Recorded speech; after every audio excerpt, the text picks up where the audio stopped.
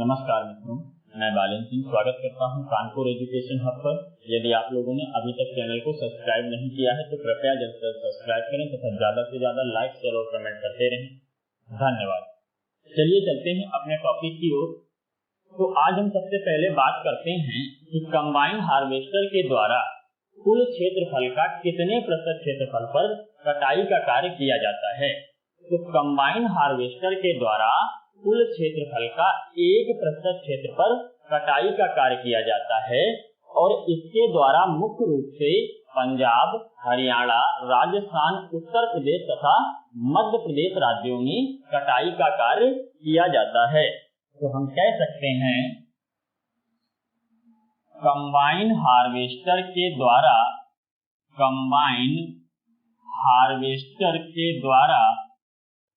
Combine harvester के द्वारा कुल क्षेत्रफल का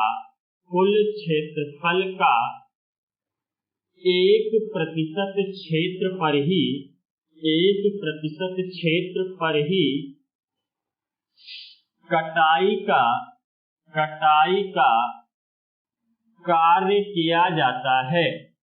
कटाई का कार्य किया जाता है। कंबाइन हार्वेस्टर के द्वारा कुल क्षेत्रफल का 1% क्षेत्र पर ही कटाई का कार्य किया जाता है और इसके द्वारा मुख्य रूप से पंजाब, हरियाणा, राजस्थान, उत्तर प्रदेश तथा मध्य प्रदेश राज्य में कटाई का कार्य किया जाता है। इसके द्वारा मुख्य रूप से पंजाब, हरियाणा, राजस्थान, उत्तर प्रदेश तथा मध्य प्रदेश राज्यों में कटाई का कार्य किया जाता है। अब बात करें आगे, तो अधिकांश किसानों के द्वारा 5 से 15 HP के इंजन अथवा विद्युत मोटर द्वारा चलाए जाने वाले थ्रेशर्स का प्रयोग किया जाता है। तो हम कह सकते हैं भारत में अधिकांश किसानों के द्वारा 5 से 15 HP के इंजन अथवा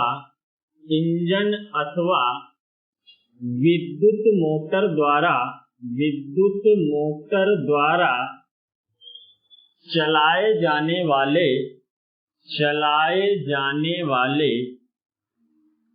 चलाए जाने वाले थ्रेशर का प्रयोग किया जाता है। क्या भारत में अधिकांश किसानों के द्वारा 5 से 15 HP के इंजन अथवा विद्युत मोटर के द्वारा चलाए जाने वाले थ्रेशर का प्रयोग किया जाता है। वहीं क्या हुआ, 70 के दशक में कुछ घटनाएं हुई और उन घटनाओं को देखते हुए भारत सरकार ने 1983 ईस्वी में एक अधिनियम पारित किया जिसका नाम हुआ खतरनाक मशीन विनिमयन अधिनियम या डेंजरस मशीन रेगुलेशन एक्ट। तो हम कह सकते हैं 70 के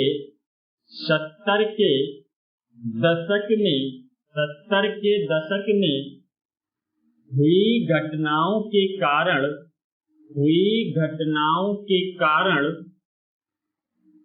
भारत सरकार द्वारा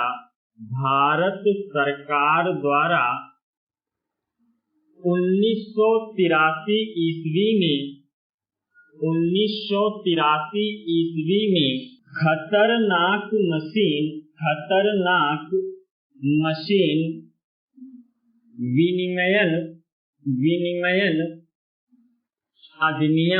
खतरनाक मशीन विनिमयन अधिनियम यानी कि डेंजरस मशीन रेगुलेशन एक्ट पारित किया गया।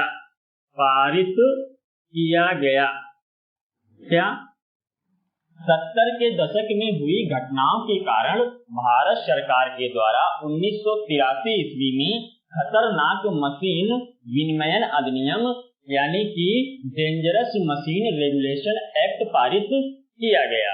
वहीं यदि आगे बात करते हैं जो मल्टी क्रॉप थ्रेशर्स होते हैं, तो मल्टी क्रॉप थ्रेशर्स प्रमुख रूप से खाद्यान्नों, तिलहनों तथा दलहनों के लिए उपयुक्त माने जाते हैं। क्या मल्टी क्रॉप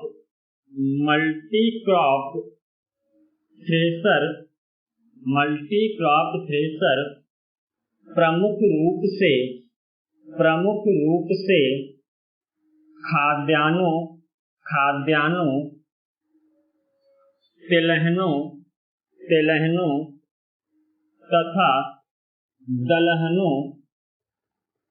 खाद्यान्नों, तिलहनों तथा दलहनों के लिए उपयुक्त माने जाते हैं।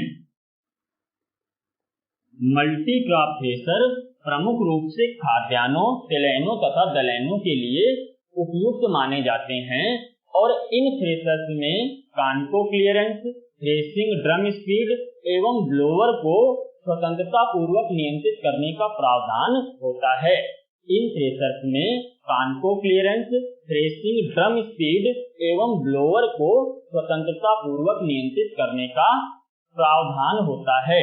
तो हम कह सकते हैं इन थ्रेशर्स में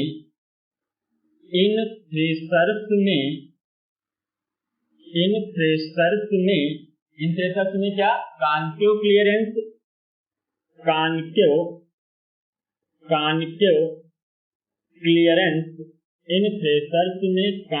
क्लियरेंस, इन थ्रेशर्स में कानको क्लियरेंस हो गया। थ्रेसिंग ड्रम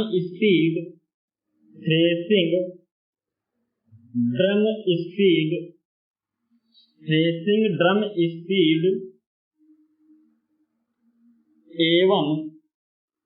एवं ब्लोअर को स्वतंत्रता पूर्वक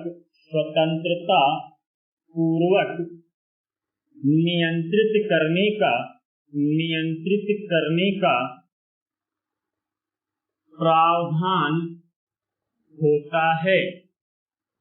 क्या मल्टी क्रॉप थ्रेशर प्रमुख रूप से खाद्यान्नों, तिलहनों तथा दलहनों के लिए उपयुक्त माने जाते हैं और इस प्रकार के थ्रेशर्स में कानको क्लियरेंस, थ्रेसिंग ड्रम स्पीड तथा ब्लोअर को नियंत्रित करने का प्रावधान होता है। वहीं आगे बात करें तो पशु चालित पैडी थ्रेशर जो हैं वे पूर्वी भारत में काफी लोकप्रिय हैं। तो हम कह सकते हैं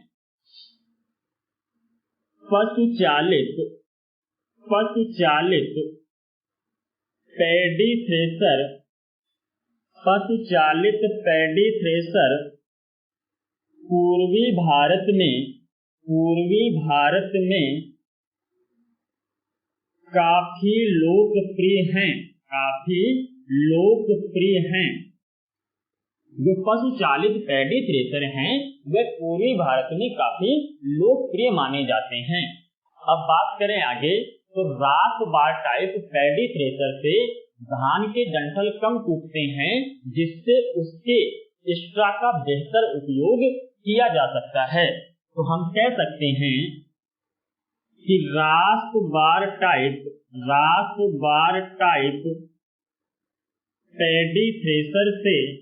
पैडी थ्रेशर से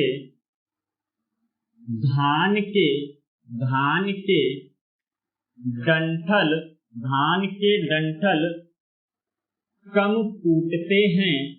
कम टूटते हैं, जिससे उसके एक्स्ट्रा का बेहतर उपयोग हो जाता है। क्या तो रास बार टाइप जो पैडी थ्रेशर होता है उससे धान के डंठल कम टूटते हैं, जिससे कि उसके एक्स्ट्रा का बेहतर उपयोग किया जा सकता है। अब बात करते हैं आगे। अब बात करें तो जो हैंडमेड टिलर होता है, हैंडमेड सेलर मक्के की बाली यानी कि मक्के के भुट्टे यानी कि मेज कॉप से दाना निकालने की एक सरल युक्ति मानी जाती है। तो हम कह सकते हैं हैंडमेड सेलर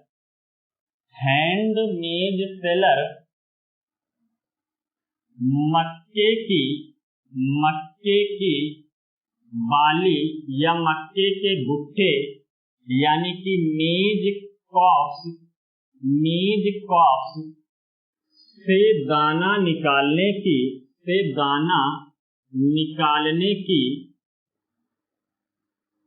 सरल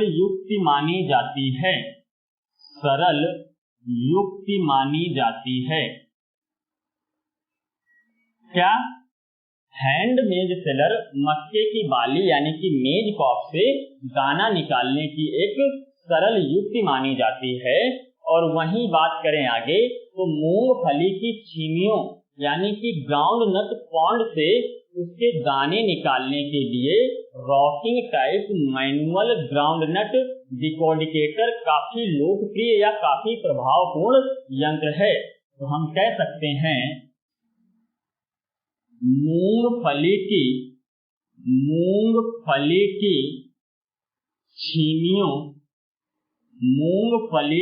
छीमियों यानी कि ग्राउंड नट पॉन्ड से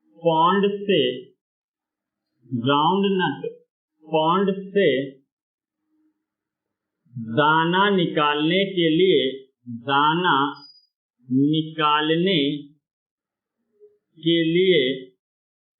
मूंगफली की छीमियों यानी कि ग्राउंड नट पॉन्ड से दाना निकालने के लिए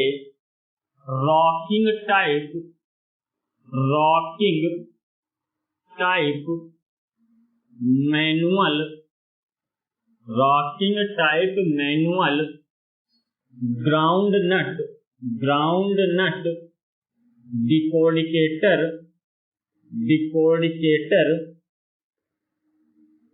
काफी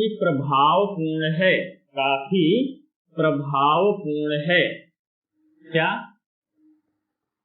मूंगफली की छीमियों यानी कि ग्राउंड नट पॉड से दाना निकालने के लिए rocking type manual groundnut decorticator काफी लोकप्रिय या काफी प्रभावपूर्ण यंत्र है। अब बात करें आगे तो बात आती है कस्टम हायरिंग क्या होता है। तो कस्टम हायरिंग क्या होता है? जिन किसानों के पास अपने स्वयं के यंत्र जैसे कि combine harvester, thresher, rotavator, leveller इत्यादि नहीं हैं, तो वे दूसरे किसानों से अथवा सरकारी एजेंसियों से अथवा पूंजीपतियों के द्वारा यंत्रों को प्राप्त करके कार्य करते हैं और उसके बदले में वे कुछ न कुछ भुगतान करते हैं। इसी को क्या कहते हैं? कस्टम हायरिंग कहते हैं। और कस्टम हायरिंग सेवाएं किसानों के साथ साथ पूंजीपतियों तथा कई सरकारी एजेंसियों के द्वारा प्रदान की जाती हैं। अब बात करें आगे तो बात करते हैं भविष्य की आवश्यकताओं की। भविष्य की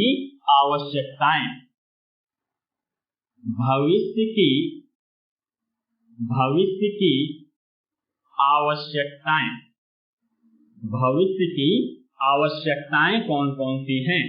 तो भविष्य की आवश्यकताओं में सबसे पहली बात आती है मल्टी फंक्शनल मशीन विकसित किए जाने की आवश्यकता है। क्या? मल्टी फंक्शनल मशीन विकसित किए जाने की आवश्यकता। मशीन विकसित किए जाने की आवश्यकता। भविष्य के लिए मल्टी फंक्शनल मशीन विकसित किए जाने की आवश्यकता है। और वहीं बात करें आगे तो क्या है? ड्रिप सिंचाई एवं स्प्रिंकलर यंत्रों के विकास की आवश्यकता है। क्या? दूसरा ड्रिप सिंचाई एवं स्प्रिंकलर ड्रिप सिंचाई एवं स्प्रिंकलर यंत्रों के विकास की आवश्यकता है। क्या? ड्रिप सिंचाई एवं स्प्रिंकलर यंत्रों के विकास की आवश्यकता है। क्या होगा यदि हम मल्टी फंक्शनल मशीन को विकसित करते हैं? तो मल्टी फंक्शनल मशीन के माध्यम से एक ही मशीन से कई प्रक्रियाएं की जा सकेंगी, जिससे क्या होगा, समय तथा पैसा दोनों की बचत होगी। वहीं यदि हम ड्रिप सिंचाई एवं स्प्रिंकलर यंत्रों का विकास करते हैं तो भविष्य में जो आने वाली पानी की समस्या है उससे निजात पाया जा सकता है। अब बात करते हैं आगे। तो निम्न कृषि यंत्रों के लिए संयुक्त मशीनरी को विकसित किए जाने की आवश्यकता है। क्या? निम्न कृषि यंत्रों के लिए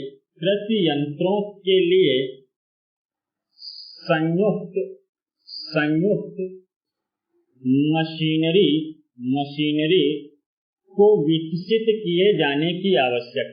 को विकसित किए जाने की आवश्यकता। क्या? निम्न कृषि यंत्रों के लिए संयुक्त मशीनरी को विकसित किए जाने की आवश्यकता है, जैसे कि न्यूनतम जुताई यंत्र, zero tillage, till planter, roto planter. जैसे कि न्यूनतम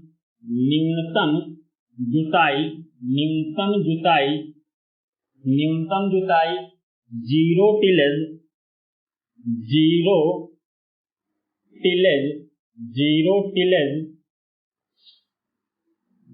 tillage, till planter, zero tillage, till planter,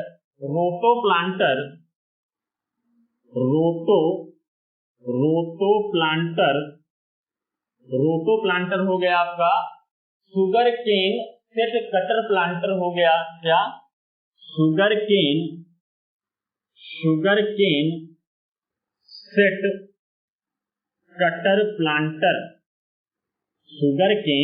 set cutter planter हो गया। दक्ष कटाई एवं थ्रेसिंग यंत्र हो गए। दक्ष कटाई एवं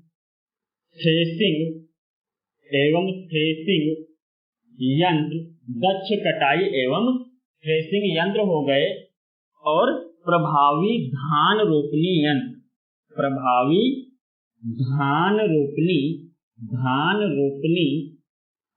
यंत्र। क्या? न्यूनतम जुताई यंत्र, zero tillage, till planter, roto planter, sugarcane cutter planter, दक्ष कटाई एवं थ्रेसिंग यंत्र, प्रभावी धान रोपनी यंत्र। ऐसे यंत्रों के लिए संयुक्त मशीनरी को विकसित किए जाने की आवश्यकता है। अब बात करते हैं आगे। तो सौर ऊर्जा, पवन ऊर्जा एवं जैव ईंधन के विकास कार्य की आवश्यकता है। क्या? सौर ऊर्जा,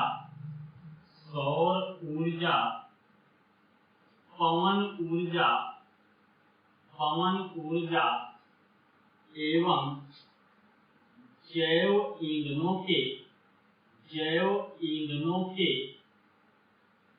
विकास कार्य की आवश्यकता।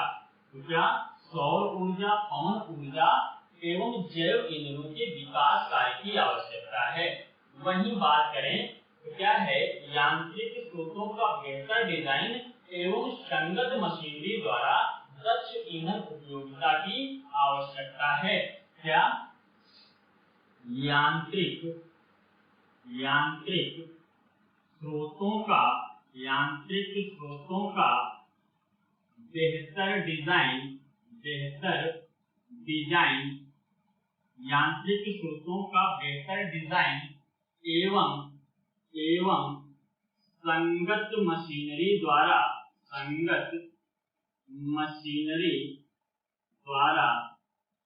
एवं संगत मशीनरी द्वारा दक्ष ईंधन उपयोगिता की आवश्यकता है। क्या? यांत्रिक स्रोतों का बेहतर डिजाइन एवं संगत मशीनरी के द्वारा दक्ष ईंधन उपयोगिता की आवश्यकता है। वहीं यदि बात करते हैं आगे तो सीपेज एवं वाष्पीकरण के विरुद्ध जल बचत हेतु वर्षा जल का संग्रह एवं उसके दक्षता पूर्वक उपयोग करने की आवश्यकता है। क्या? सीपेज एवं वाष्पीकरण के विरुद्ध जल बचत हेतु वर्षा जल का संग्रह करने एवं उसके दक्षता पूर्वक उपयोग की आवश्यकता है। क्या? सीपेज एवं वाष्पीकरण के सीपेज एवं वाष्पीकरण के विरुद्ध सीपेज एवं वाष्पीकरण के विरुद्ध जल बचत हेतु वर्षा जल का संग्रह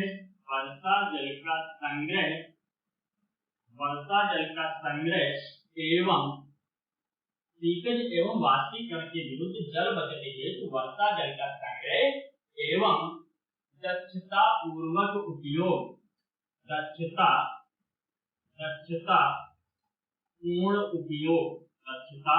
पूर्ण उपयोग की आवश्यकता है।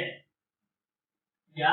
सीपेज एवं वाष्पीकरण के विरुद्ध जल बचत हेतु वर्षा जल का संग्रह करने की आवश्यकता है, यानी कि वर्षा जल को एकत्रित करने की आवश्यकता है और उसका दक्षतापूर्ण उपयोग करने की आवश्यकता है।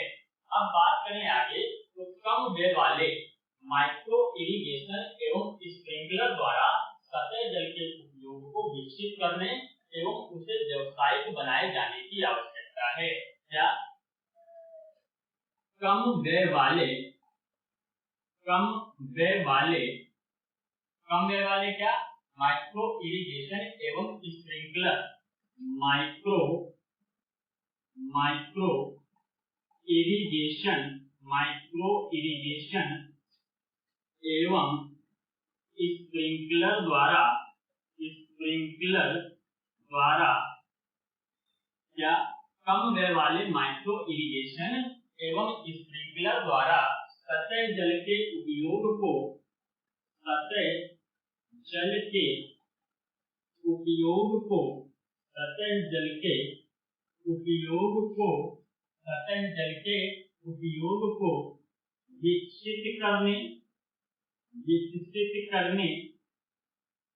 सतह जल के उपयोग को विकसित करने एवं उसे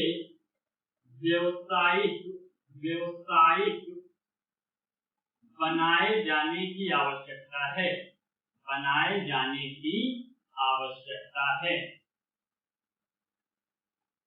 क्या? कम व्यय वाले माइक्रो इरिगेशन एवं स्प्रिंकलर द्वारा सतह जल के उपयोग को विकसित करने एवं उसको व्यावसायिक बनाए जाने की आवश्यकता है। अब बात करते हैं यांत्रिकीकरण के लिए भविष्य में चिन्हित क्षेत्र कौन कौन से हैं। तो बात कर लेते हैं यांत्रिकीकरण के भविष्य में चिन्हित क्षेत्र यांत्रिकीकरण के लिए भविष्य में चिन्हित क्षेत्र कौन कौन से हैं। तो इसमें सबसे पहली बात आती है समयबद्ध एवं दक्ष प्रक्रियाओं के लिए प्रिसीजन मैकेनाइजेशन सिस्टम का विकास। क्या? समयबद्ध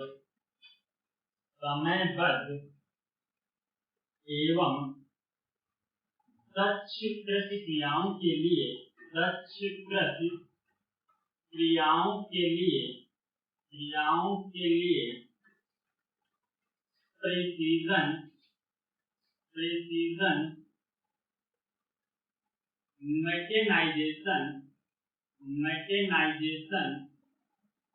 लिए प्रिसीजन मैकेनाइजेशन समयबद्ध एवं दक्ष प्रक्रियाओं के लिए प्रिसीजन मैकेनाइजेशन सिस्टम का विकास। समयबद्ध एवं दक्ष प्रक्रियाओं के लिए प्रिसीजन तथा मैकेनाइजेशन सिस्टम का विकास करके हम भविष्य के लिए एक प्राथमिक का स्रोत निकाल सकते हैं, या ये कह सकते हैं कि एक कृषि के लिए अच्छा स्रोत पैदा कर सकते हैं। अगली बात करते हैं शुष्क कृषि, पहाड़ी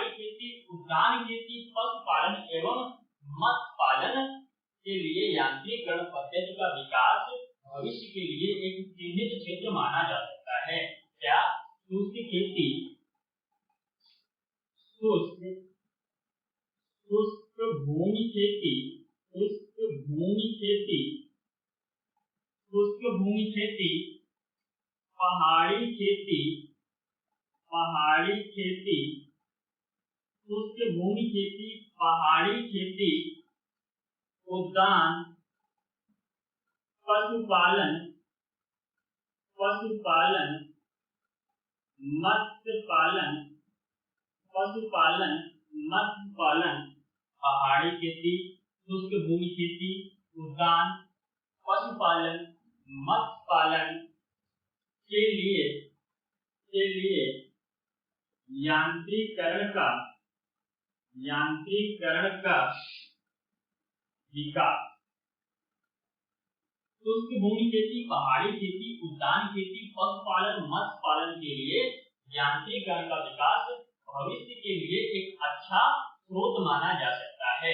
और वहीं अगली बात करें तो न्यूनतम पेशागत खतरा एवं अधिकतम कार्य क्षमता प्राप्त करने वाले यंत्रों का विकास। क्या? न्यूनतम पेशावर खतरा एवं अधिकतम कार्य क्षमता यानी कि कम इनपुट पर अधिक आउटपुट प्राप्त करने वाले यंत्रों को यदि हम विकसित करते हैं तो ये भविष्य के लिए एक अच्छे स्रोत माने जाएंगे।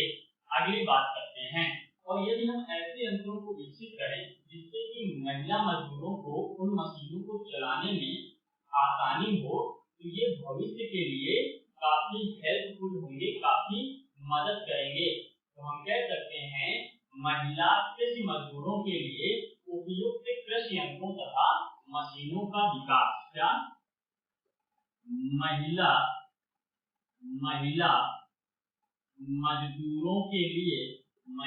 मजदूरों के लिए उपयुक्त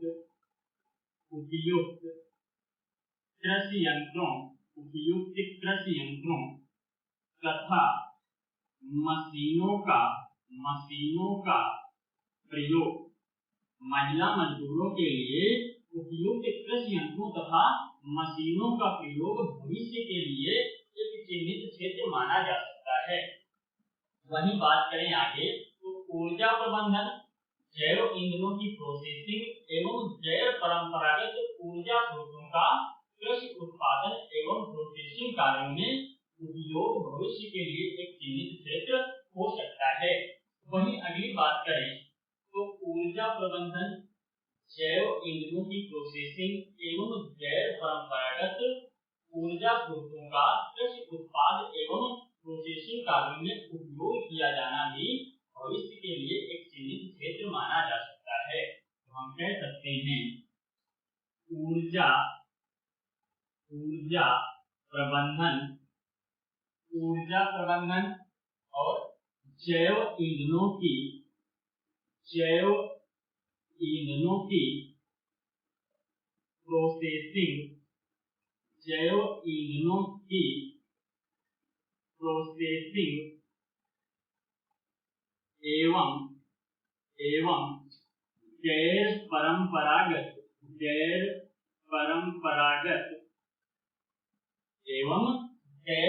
प्रोसेसिंग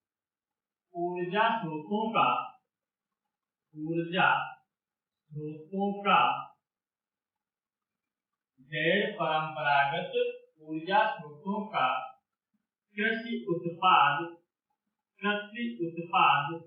एवं प्रोसेसिंग कार्यों में उपयोग।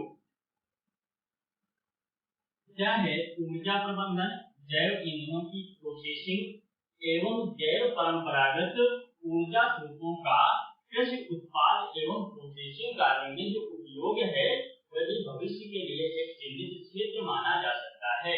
एवं कटनी के पश्चात की क्षति में कमी लाना। क्या? कटनी के पश्चात की कटनी के पश्चात की क्षति में कमी लाना, कटनी के पश्चात की क्षति में कमी लाना, कृषि उत्पाद की मूल्य वृद्धि या कृषि उत्पाद की मूल्य वृद्धि, कटनी के पश्चात की क्षति में कमी लाना, कृषि उत्पाद की मूल्य वृद्धि, कृषि अपशिष्ट का उपयोग एवं शय उत्पाद की प्रोसेसिंग या कृषि अपशिष्ट का उपयोग एवं सह उत्पाद की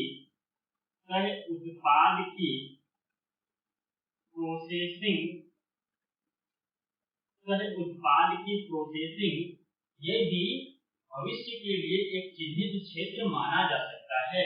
यदि हम इस प्रकार के यंत्रों को विकसित करें जिससे क्या हो, कटनी के पश्चात जो क्षति होती है, जो हानि होती है, उसमें कमी आए और कृषि उत्पाद के मूल्य में भी वृद्धि हो और इसके साथ साथ कृषि का जो अपशिष्ट होता है उसका भी उपयोग किया जा सके और इसके जो सह उत्पाद हैं उसकी प्रोसेसिंग भी संभव हो सके। तो इस प्रकार के यंत्रों से क्या होगा, भविष्य में कई संभावनाएं पैदा होंगी। अब बात करते हैं आगे, अब बात करते हैं greenhouse low tunnel cultivation की। क्या ग्रीन हाउस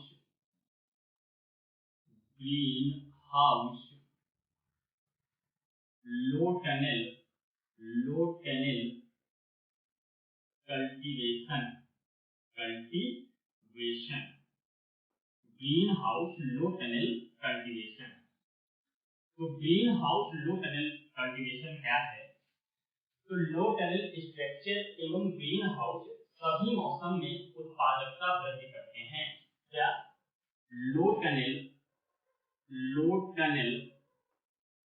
स्ट्रक्चर एवं ग्रीन हाउस सभी मौसम में उत्पादकता वृद्धि करते हैं। जो लो टनल स्ट्रक्चर हैं एवं ग्रीन हाउस हैं, ये सभी मौसम में उत्पादकता में वृद्धि करते हैं। ग्रीन हाउस को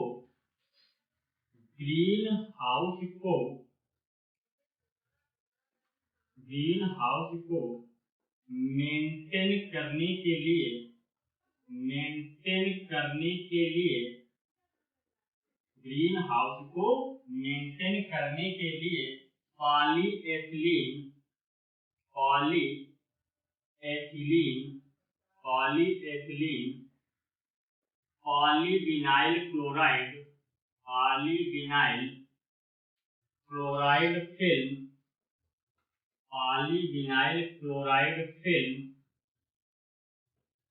polyvinyl chloride film acrylic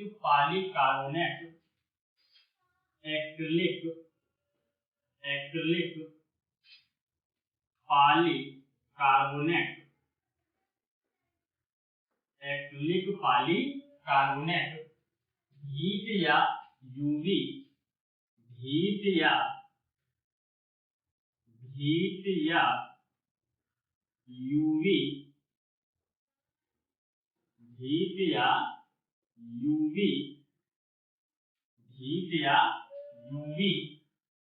stabilised plastic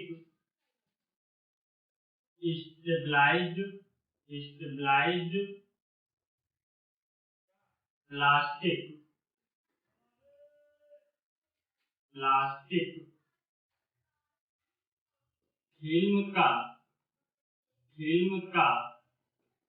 प्रयोग किया जाता है।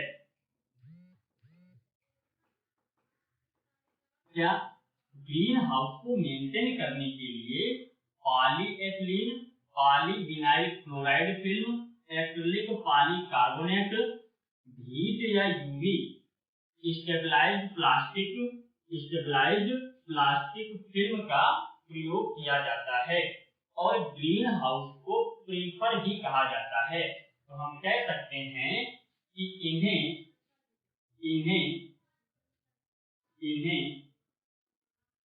प्रीफर भी कहा जाता है।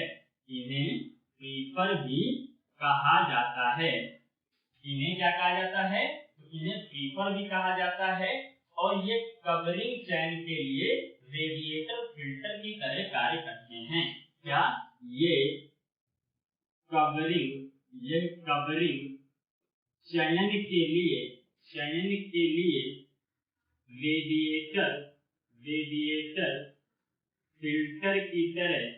फिल्टर की तरह कार्य करते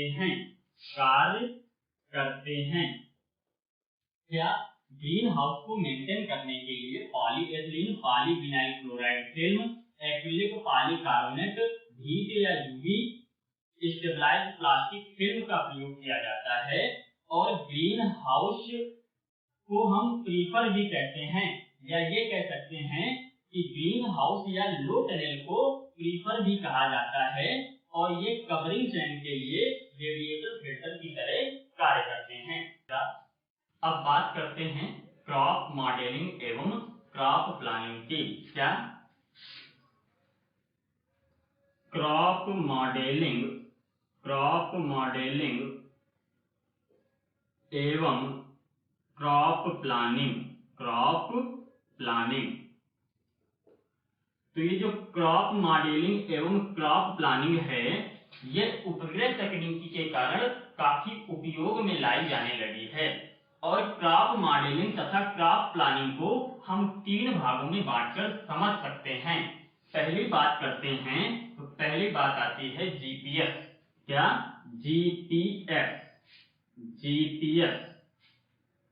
तो जीपीएस क्या है? तो जीपीएस की जो फुल फॉर्म होती है वह होती है ग्लोबल पोजीशनिंग सिस्टम। क्या? Global positioning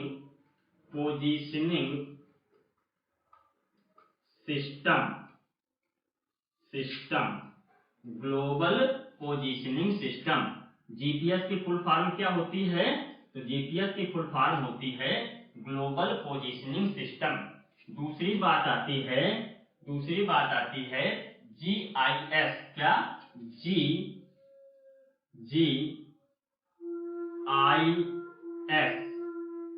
GIS. और जीआईएस की फुल फॉर्म क्या होती है? तो जीआईएस की फुल फॉर्म होती है जियोग्राफिकल इंफॉर्मेशन सिस्टम। क्या? Geographical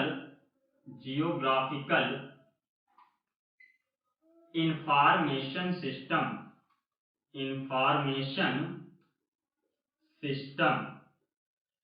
geographical information system. वहीं तीसरी बात करें तो तीसरी बात आती है यूटीएस यानी कि यूनिवर्स ट्रांसवर्स मार्केटर। क्या? नंबर 3 यूटीएस यानी कि यूनिवर्स ट्रांसवर्स मार्केटर। क्या? जो क्रॉप मॉडलिंग एवं क्रॉप प्लानिंग है वह उपग्रह तकनीकी के कारण काफी उपयोग में लाई जाने लगी और इसे 3 भागों में बांटकर समझ सकते हैं। पहला जीपीएस यानी कि ग्लोबल पोजीशनिंग सिस्टम, दूसरा जीआईएस यानी कि जियोग्राफिकल इंफॉर्मेशन सिस्टम और तीसरा यूटीएस यानी कि यूनिवर्स ट्रांसवर्स मार्केटर। अब इसकी चर्चा अगली क्लास में करेंगे। तो चलिए आज क्लास हम लोग यहीं पर समाप्त करते हैं, फिर मिलेंगे अगली क्लास में। तब तक के लिए नमस्कार, धन्यवाद, बाय बाय।